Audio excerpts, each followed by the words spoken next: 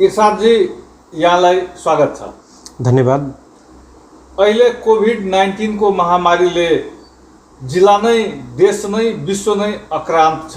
तपाईहरूको भूमिका के त? हामीले त आफ्नो ठाउँबाट जसरी कोभिड-19 को प्रकोप सुरुवात भयो विश्वमा, हामीले सबभन्दा पहिला राजविराज अञ्चल अस्पतालमा सबभन्दा पहिले यहाँको क्वारेन्टाइनको व्यवस्था र यहाँको आइसोलेसन वार्डहरूको व्यवस्था के कस्तो छ भनेर हामीले नेपाली काङ्ग्रेसका बुथ सभापतिहरू लगायतको टोली बनाएर हामी गएका थियौँ र त्यस पश्चात त्यहाँ हामीले हेऱ्यौँ त्यहाँ कुनै व्यवस्था थिएन। पछि गएर चुमनलालजी आउनुभयो काठमाडौँबाट, उहाँले हामीलाई भन्नुभयो हामी साई कृष्णलाई एउटा आइसोलेसन वार्डको लागि, क्वारेन्टाइनको लागि हामी व्यवस्था गर्दैछौँ। तर त्यो घटना भएको लगभग आज 5 महिना हुन लाग्यो।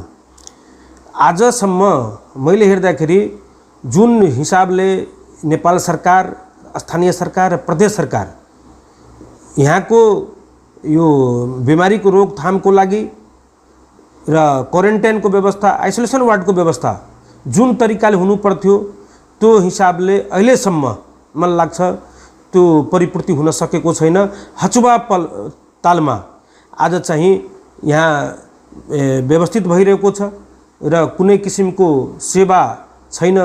म अहिले हेर्दाखेरि तपाईहरुलाई के भन्न चाहन्छु भने जुन हिसाबले नगरपालिकाले भूमिका गर्नु पर्थ्यो नगरभित्र त्यो गर्न सकेको छैन। उसको उदाहरण स्वरूप म तपाईहरुलाई एउटा जानकारी गराउँ। भर्खरै 1 गते एकजना व्यापारी आउनुभयो इन्डियाबाट र त्यो आए पश्चात यहाँ जुन किसिमले महामारीको रूप राजविराजमा लिएको छ, यसको दोषी हामीले खोज्नै पर्ने अवस्था छ। र भर्खरै म आजभन्दा 3 दिन पहिला एउटा डिबेट कार्यक्रममा गएको थिएँ म हस्पिटलमा, अञ्चल अस्पतालमा।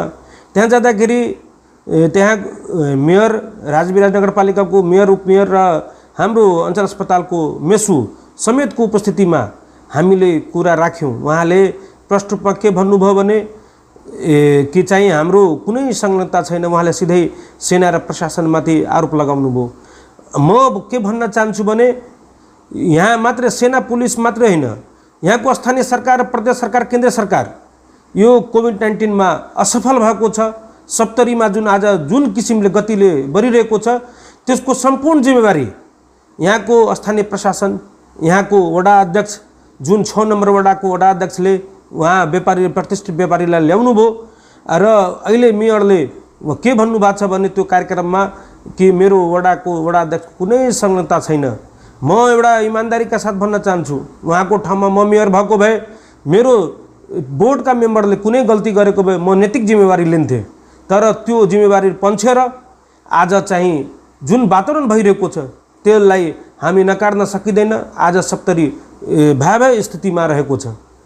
इर्सादजी, तपाईले चाहिँ जनप्रतिनिधिलाई, प्रशासनलाई चाहिँ दोष त दिनुभयो, तर तपाईहरू यो कोभिड कालमा नागरिकता कानुनको विरोधमा, चाइनाको विरोधमा आन्दोलन गर्न मिल्ने, तर यहाँ साई कृष्णको आइसोलेसनको अवस्था एकदमै दयनीय छ।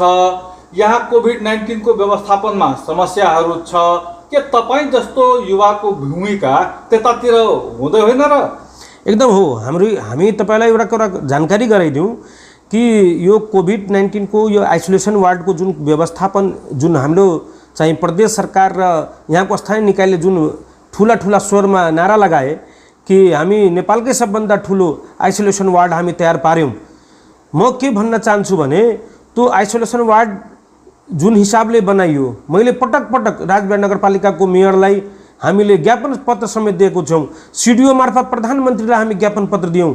हाम्रो एउटा विद्यार्थी नेतृत्वको हैसियतले पनि र पार्टीको हैसियतले पनि हामीले यो राज्यका हरेक निकायलाई घचघचाउने काम गरेका छौँ।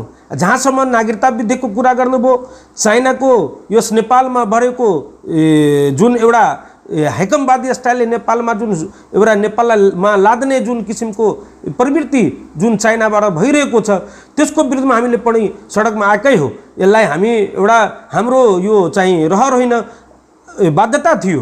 हामी बाध्यतापूर्वक हामी यस देशको नागरिकलाई, जुन हाम्रो भारत र नेपालसँग जुन सम्बन्ध छ त्यो के भन्छ तीव्रता योगदेखिको जुन सम्बन्ध छ त्यो सम्बन्धलाई तोड्ने यो नेपाल सरकारले जुन उद्यत छ, आजका केपी ओली प्रधानमन्त्री भए पश्चात यस मुलुकमा पटक पटक भारत र नेपालको सम्बन्ध बिगार्ने काम भएको छ, त्यसको विरुद्धमा हामीले आन्दोलन गरेकै हो। र अहिले पनि हामी भन्छौँ कि भर्खरै एकजना भाइले तपाईँले जुन कुरा उठाउनु भयो, मैले पनि फेसबुकमा हेरेँ लाइभमा, त्यसमा त्यहाँ क्वारेन्टाइनको भित्रीको अवस्था, त्यहाँको फोहोर व्यवस्थापनको व्यवस्था, कुनै किसिमको व्यवस्था राम्रो छैन। यसबारेमा हामी भर्खरै हिजो आज हाम्रो पर्व भएको कारणले गर्दा हामी कुरा गर्न सकेनौँ। हामी यो सोमबारका दिन हामीले एउटा साथीहरूसँग छलफल गरेका छौँ। सोमबारका दिन हामी डाक्टर रञ्जित कहाँ गएर हामी डेलिगेसन गर्दैछौँ कि त्यहाँ तपाईँको यो व्यवस्थापन, यो हस्पिटलको त्यहाँको आइसोलेसन वार्डको व्यवस्थापन, टोयलेटको व्यवस्थापन तपाईँहरू ठुला कुरा गर्नुहुन्छ। यहाँको प्रदेशका मुख्यमन्त्री अस्ति आउनुभयो, उहाँ ठुला कुरा गरेर झन् कति पैसा लाग्छ, कति जनशक्ति लाग्छ हामी दिन तयार छौँ। तर मात्र मुखले मात्र हुँदैन। आज 5-5 महिना भइसक्यो, तर आज एउटा टोयलेट समेत त्यहाँ व्यवस्थापन हुन सकेको छैन, राम्रो व्यवस्थापन छैन। त्यत्रो मान्छे 100 भन्दा बढी मान्छे त्यहाँ बसिरहेको छ, तर त्यहाँ 3-4वटा टोयलेट छ। त्यहाँ टोयलेटमा जाने व्यवस्था न, फोहोर पानी व्यवस्थापन, बोतल त्यत्तिकै फ्यालेको छ, कसैले कुनै सफा गर्ने व्यवस्थापन छैन।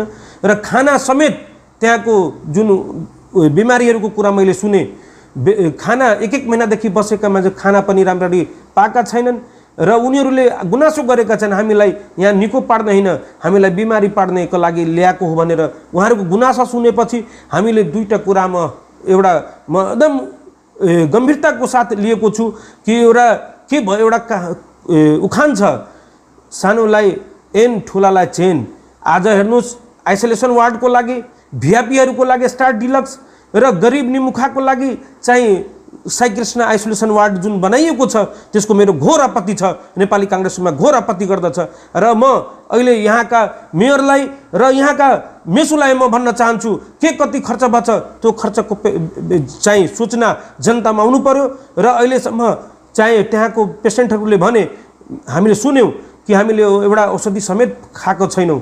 के कारणले गर्दा आजसम्म त्यस किसिमको भूमिका गर्न सकिन? मेरो प्रश्न यो हो, गो ब्याक चाइनाको लागि चाहिँ आन्दोलन गर्ने, इन्डियासँग सम्बन्ध बिग्रियो आन्दोलन गर्ने, तर आइसोलेसनमा मानवीय संवेदनासम्म रहेनछ भन्ने कुरा लिएर आखिर तपाईँहरू खोइ आन्दोलनमा आउनु भएको छ? किनभने तपाईँहरू विपक्षी दल पनि हो।